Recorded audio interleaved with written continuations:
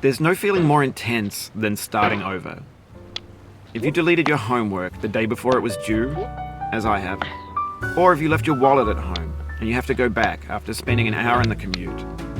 If you won some money at the casino and then put all your winnings on red but it came up black. If you got your best shirt dry cleaned before a wedding and then immediately dropped food on it. If you won an argument with a friend and then later discovered that they just returned to their original view.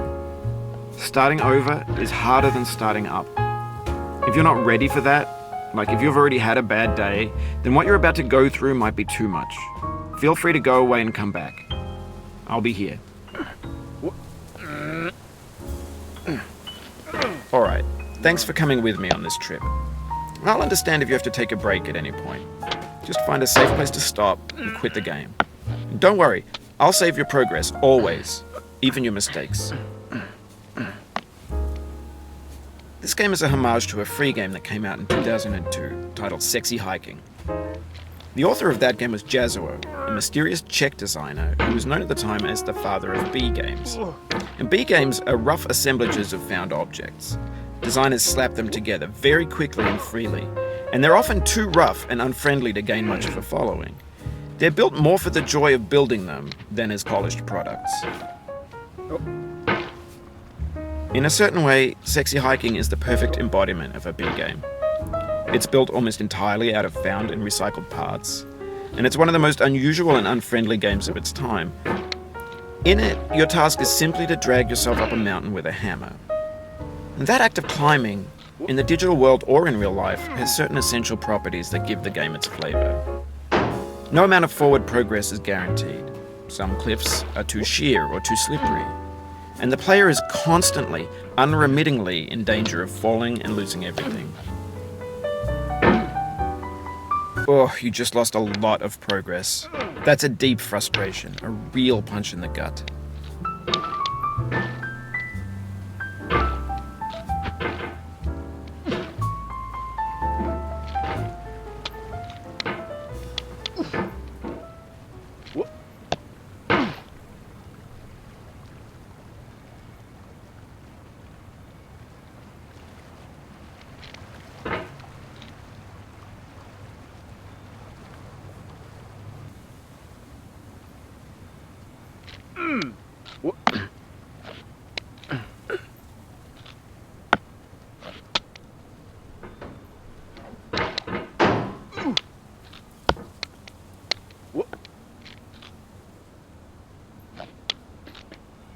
Anyway, when you start Sexy Hiking, you're standing next to this dead tree that blocks the way to the entire rest of the game. It might take you an hour to get over that tree, and a lot of people never got past it. You prod and you poke at it, exploring the limits of your reach and your strength, trying to find a way up and over. And there's a sense of truth in that lack of compromise. Most obstacles in video game worlds are fake. You can be completely confident in your ability to get through them once you have the correct method or the correct equipment or just by spending enough time. In that sense, every pixelated obstacle in Sexy Hiking is real. The obstacles in Sexy Hiking are unyielding, and that makes the game uniquely frustrating. But I'm not sure Jazzuo intended to make a frustrating game. The frustration is just essential to the act of climbing, and it's authentic to the process of building a game about climbing.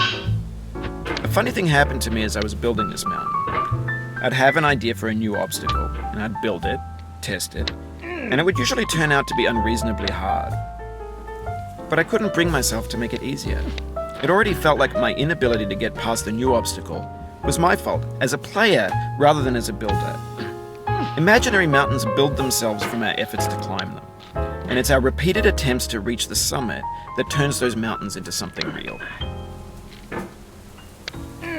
When you're building a video game world, you're building with ideas, and that can be like working with quickset cement.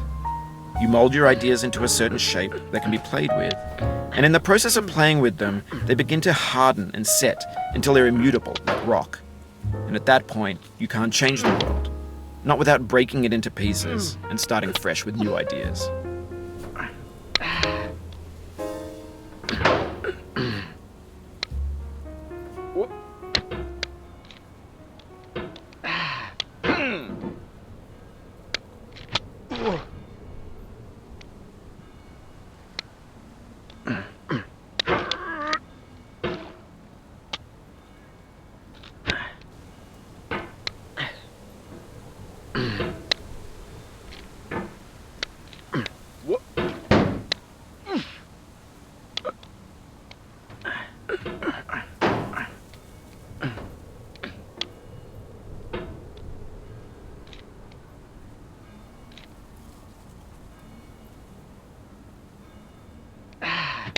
For years now, people have been predicting that games would soon be made out of prefabricated objects, bought in a store and assembled into a world.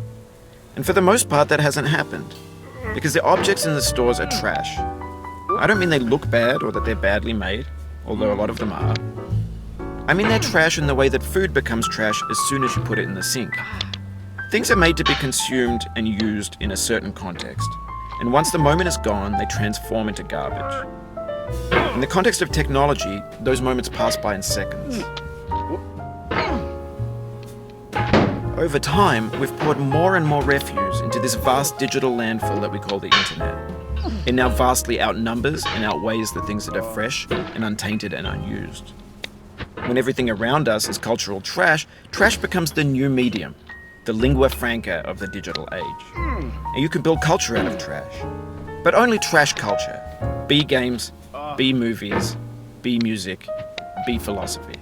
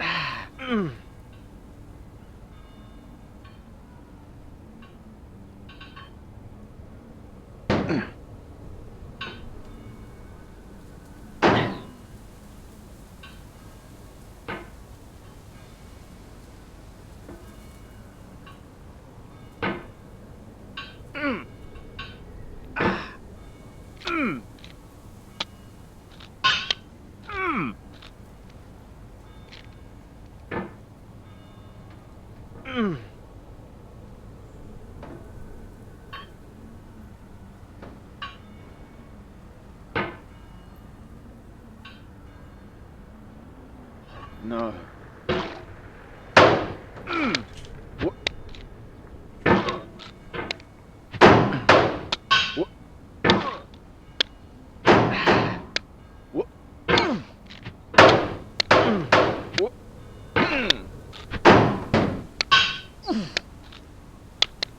No.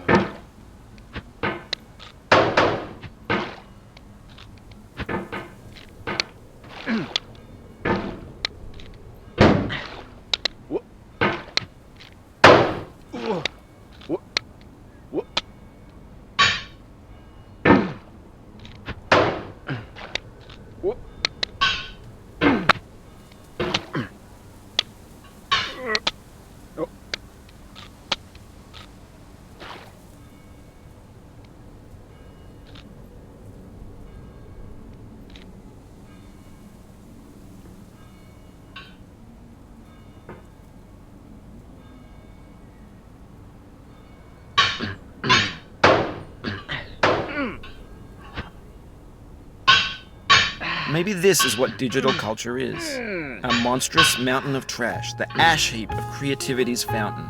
A landfill with everything we ever thought of in it. Grand, infinite, and unsorted. There's 3D models of breakfast, Gen X's fanfic novels, scan magazines, green screen Shia LaBeouf, banned snuff scenes on LiveLeak. Facebook's got lifelike bots with unbranded adverts and candid shots of Kanye and Taylor Swift mashups, car crash epic failed GIFs, Russian dashcam vids, discussions of McRibs, discarded, forgotten, unrecycled, muddled, rotten, untitled. Oof, sorry about that.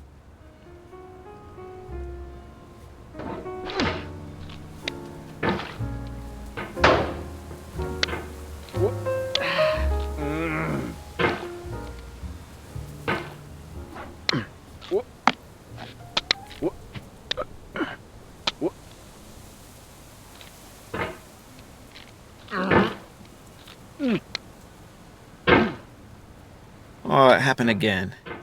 Keep on trying, don't let it get to you.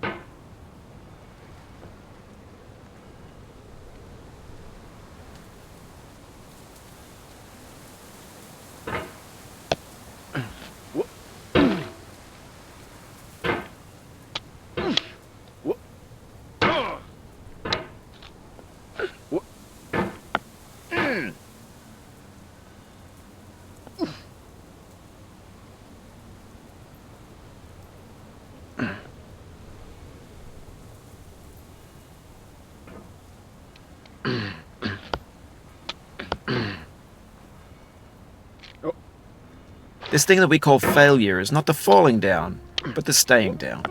Mary Pickford.